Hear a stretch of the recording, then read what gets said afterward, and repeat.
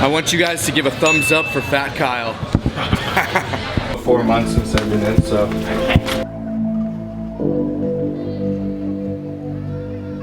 What do you think the results will be, KG? I think it's gonna say I'm very obese, gained a lot of weight, but hopefully a good amount of muscle. I guess we'll just see. That's the experiment. Yeah, that's the experiment. I'm not doing it right now because I've only gained a little bit of weight. I'm like 222. I did it last time at 214, so I don't think it's anything significant, but I will be back to check. But Kyle's the subject right now. 35 pounds or so gained, I think. We'll see what the scale says. She said I'm looking huge now, so. Yeah, you're looking big right now. A lot bigger. A lot bigger. There it is. How tall? Okay, step down. What do you guys think the number is going to be? I was 175 or so last time, I think. Comment down below.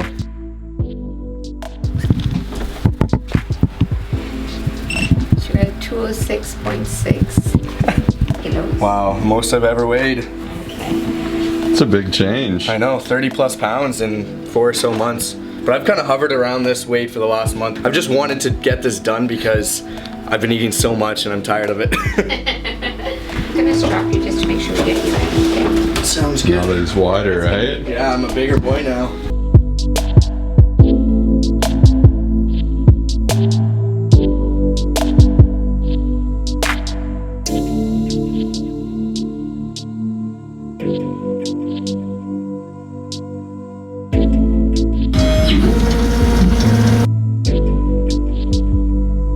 Few minutes.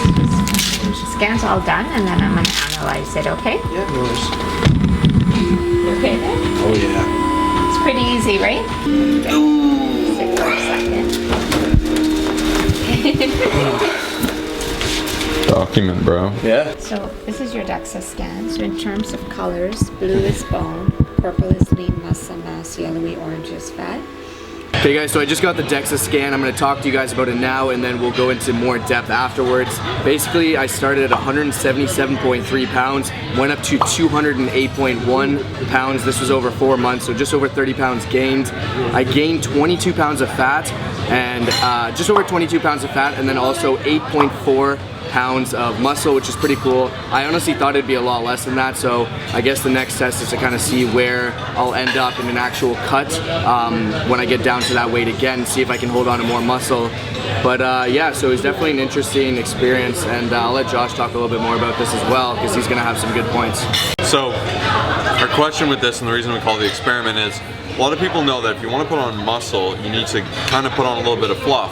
With more weight will come more muscle, more fat. Your body has to support that new muscle, lift it, kind of learn how to use it. And it showed here that it actually was super beneficial. If you guys aren't too sure, 8.4 pounds is actually an insane amount of muscle. That's crazy. Like, when you've been lifting over like 3 or 4 years, you're kind of lucky if you could put on 5 pounds of muscle a year.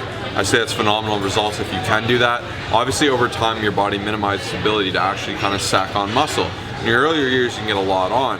A lot of people think they can put on 10 pounds a year no matter what. That's not the case, and this is a very true 8.4. This is like DEXA. This is top notch. This isn't, oh, Kyle's huge. I think he put on 20 pounds of muscle.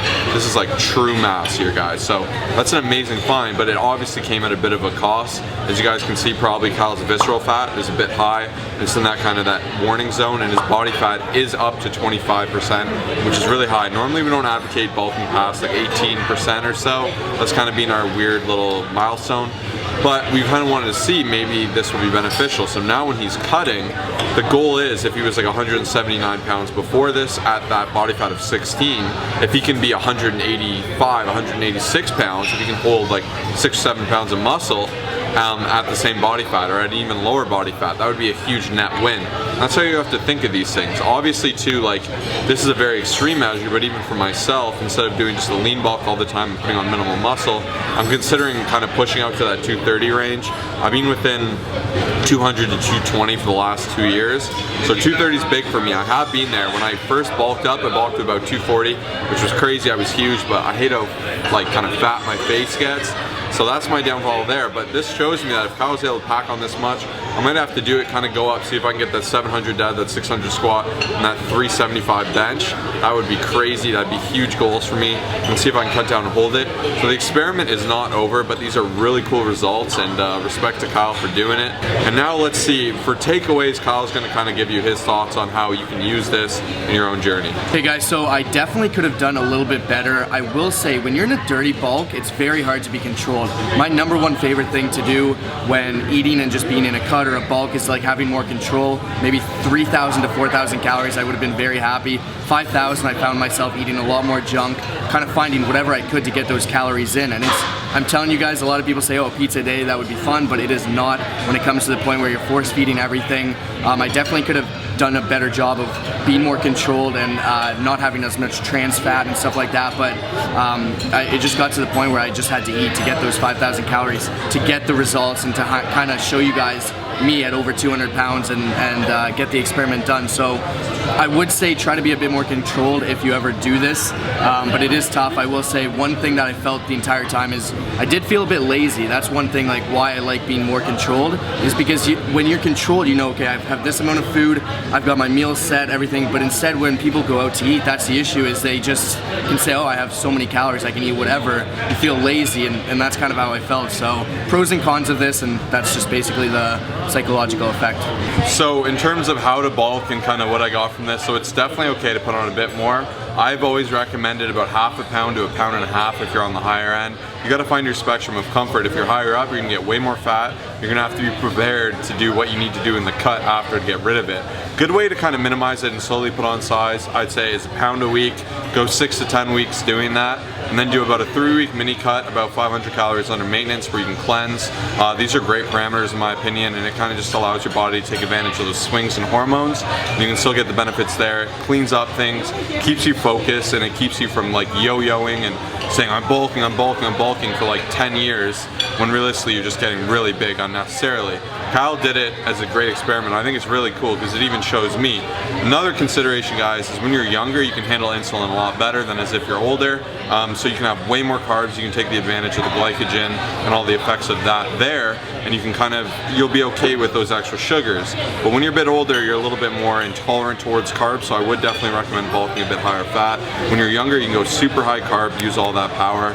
Make sure you use it in the gym. You guys want to push yourself when you're bulking, when you're training, to really do it up big. I really put in my time. I went from 170 to 240, and I've kind of stayed up as a big boy ever since then. I'm about 222 now. But that was a huge bulk as well, but I took advantage of it when I was young. I did that when I was 17 to 19. It's a great time. My testosterone's pumping, our hormones are pumping, and even Kyle, he was able to get away with this probably a large part because of his age. He's 22, just about 23. Tons of testosterone, very active lifestyle, very determined, hardworking guy. So he was able to make advantage of it. But if you guys are less disciplined, you're gonna wanna go that 0.5 range. So you guys kinda gotta look at all these parameters. So this is really confusing. We definitely recommend online coaching. We'll take great care of you. We always do. I'm sure a lot of people in the comments can vouch for that. But that's our little rundown. Hopefully we explained that. Hopefully you like this little rant. We're gonna finish up our food, get to the gym, crush some heavy numbers, get back in that powerlifting. This beautiful new gym, if you guys haven't seen it, you're gonna love it. Let's destroy this food, so we're about to go crush the gym. Let's get it.